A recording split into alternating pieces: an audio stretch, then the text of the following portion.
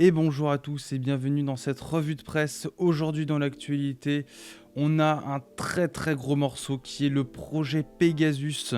Les différents articles que j'ai pu lire aujourd'hui comparent cette affaire à l'affaire Snowden. C'est vous dire à quel point elle a de l'ampleur. Nous allons voir jusqu'où va cette affaire d'espionnage sur les différents smartphones. Et croyez-moi, il y a beaucoup de choses à dire. Et en deuxième article, je vous propose le télescope spatial Hubble qui peut enfin reprendre les observations scientifiques. Il y avait pas mal d'articles qui étaient passés sur le fait qu'il ne fonctionnait plus, qu'il avait eu quelques problèmes à bord. Et je n'avais pas vraiment eu l'occasion de caler ces différents articles dans l'actualité. Mais maintenant qu'il est réparé, je vais pouvoir tout vous résumer d'un coup et ça va être bien pratique. Nous commençons donc cette actualité avec projet Pegasus. 7 questions pour comprendre l'affaire du logiciel espion qui vise les smartphones Android et iPhone. Une enquête menée par Forbidden Stories et 16 médias a mis en évidence l'utilisation du mouchard Pegasus, commercialisé par la société israélienne NSO Group pour infecter les smartphones. Il a été vendu à 55 pays et son utilisation a été observée dans plusieurs affaires de meurtre et de disparition, dont de nombreux journalistes. Mais alors qu'est-ce que Pegasus ? Pegasus est souvent décrit comme un logiciel ou un mouchard. Cette solution commerciale est vendue par la société israélienne NSO Group pour infecter les smartphones Android mais aussi iPhone. Ce logiciel laisse peu de traces derrière lui, il est donc difficile à identifier. Ce logiciel n'est commercialisé qu'auprès d'États ou d'agences gouvernementales avec l'aval du gouvernement israélien. Le logiciel a ainsi été vendu à 55 pays, dont plusieurs démocraties et pays européens. Et du coup, quelles ont été les révélations ? Forbidden Stories et un consortium de 17 médias ont néanmoins réussi à le traquer avec l'aide d'Amnesty International et le Citizen Lab. Ils ont ainsi listé 50 000 numéros de téléphone qui ont été ciblés, dont plus de 1000 en France. Ces 50 000 numéros ont été rentrés par une dizaine de clients de NSO dans le système qui active le logiciel. Et alors, qu'est-ce qui a été volé ? Il ne s'agit pas uniquement d'écoute téléphonique. Ce logiciel aspire l'ensemble des données du smartphone, photographies, vidéos, cartes d'adresse, les localisations, mais aussi les messages chiffrés dans les logiciels comme Signal ou WhatsApp. Le logiciel espion s'appuie sur des failles que Google et Apple prennent du temps à corriger. Pegasus évolue sans cesse pour s'adapter aux nouvelles versions des OS que l'on utilise au quotidien. Qui a été la cible ? On y trouve des journalistes, des athlètes, des imams, des prêtres, des avocats et même des youtubeurs.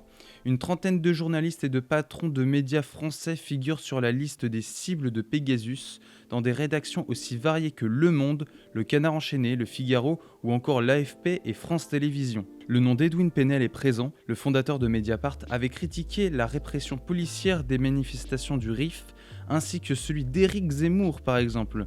Certains journalistes semblent avoir été uniquement ciblés pour récupérer leur carnet d'adresses et ainsi atteindre d'autres journalistes visés. Il y a forcément Élise Lucet dans le lot.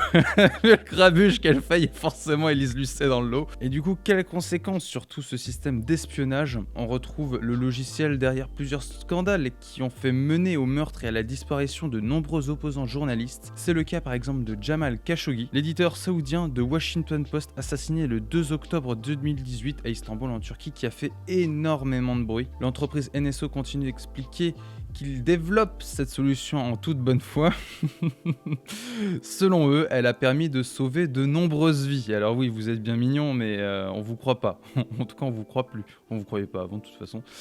Plusieurs failles de sécurité sont encore exploitables. Apple et Google devraient réagir rapidement au vu de l'ampleur des révélations actuelles. Cela ne devrait pas empêcher NSO d'adapter son logiciel et de continuer à le commercialiser alors que le cadre international et son exploitation est inexistant. Alors moi j'ai pris cet article de Frandroid parce qu'il est particulièrement bien résumé, mais je vais aussi vous mettre dans la description un lien Numérama Cyberguerre qui lui rentre vraiment plus dans les détails si vous voulez avoir davantage d'informations.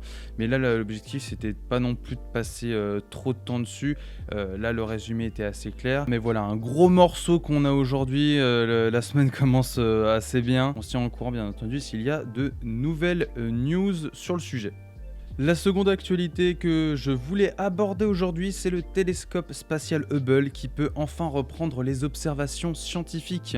Après plus d'un mois de panne, Hubble a pu reprendre ses observations du ciel le 17 juillet 2021. 2 jours plus tôt, la NASA avait réussi à basculer sur l'ordinateur de bord de secours embarqué par le télescope spatial. Pour rappel des faits, les activités scientifiques du télescope spatial étaient interrompues depuis le 13 juin lorsque l'ordinateur de bord est tombé en panne. Le problème qui a été rencontré par l'ordinateur de bord était plus inhabituel. Son rôle est important puisque c'est lui qui est chargé de contrôler les instruments scientifiques de l'observatoire. Les tentatives menées par la NASA pour redémarrer et reconfigurer cet ordinateur de bord n'ont malheureusement pas abouti. Il a donc fallu se résoudre à passer sur l'ordinateur de bord de secours. Les engins spatiaux comme les satellites ou les télescopes sont caractérisés par la redondance, c'est-à-dire qu'ils embarquent des composants en double, voire en triple, pour disposer d'une solution de repli en cas de problème. Il faut néanmoins garder en tête qu'en cas de problème avec l'ordinateur de bord de secours, Hubble ne disposerait cette fois-ci plus de solution de repli. Si jamais l'ordinateur de secours tombe lui aussi en panne, là pour le coup apparemment certaines choses sont envoyées en triple dans l'espace, mais l'ordinateur central lui il n'est qu'en double, ce qui est déjà pas mal. Mais s'il devait retomber en panne, eh ben, on pourrait dire bye bye à Hubble. Hubble a quand même été envoyé dans les années 90, donc c'est quand même un vieil ordinateur, alors va reboot le bordel alors qu'il est à des kilomètres au-dessus de la Terre, ça doit être un boulot assez complexe je pense. Dans les actualités en mode speedrun, on a plein de news, il y a beaucoup d'articles, autant je n'avais que 2 articles dans les actualités principales, autant là je crois que j'en ai au moins 6. La première actualité c'est la Switch OLED, Nintendo prétend ne pas faire plus de bénéfices qu'avec la version classique, et cet article aussi contient des news concernant la Switch Pro. Spoiler alerte, elle n'existe pas. Nintendo affirme sur Twitter que ses profits ne seront pas plus élevés avec la Switch OLED qu'avec la Switch classique. La firme japonaise annonce également qu'elle ne compte pas sortir prochainement une Switch Pro. C'est la première fois que Nintendo répond ainsi à des rumeurs. Nintendo affirme dans différents tweets que les marges réalisées sur la Switch OLED ne sont pas plus élevées que sur la Switch classique. Dans un second tweet, Nintendo répond pour la première fois à une rumeur. Elle concerne la Switch Pro qui a fait longtemps l'objet de rumeurs et de fuites. Nintendo nie l'existence de cette console dans son actuel planning de lancement. Le contraire aurait été étonnant. Que la Switch Pro existe ou non, il serait bête de confirmer son existence à 3 mois de la sortie de la Switch OLED. Pour la partie Switch Pro, c'est principalement le problème de Nintendo. Si Nintendo veut continuer dans l'axe 720p, 1080p et qu'ils veulent pas continuer dans le 4K, c'est leur problème. Après, c'est en fonction des ventes. Est-ce qu'ils peuvent continuer dans cet axe longtemps ? Ça se trouve, le prochain Breath of the Wild sortira sur la Switch normale et sera aussi compatible pour une potentielle Switch Pro, mais du coup ça sera comme les jeux qui sortent actuellement sur PS4 et PS5, tu ne seras pas obligé d'acheter la génération suivante pour y jouer.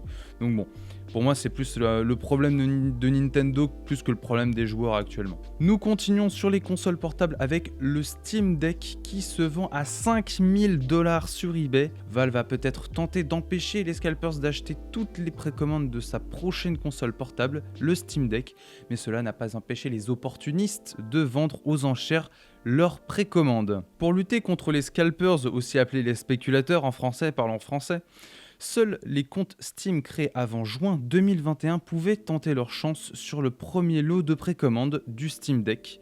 Cependant, cela n'a pas suffi à empêcher les serveurs de tomber en panne à la minute où les précommandes ont été lancées. eBay prend des mesures pour empêcher les annonces.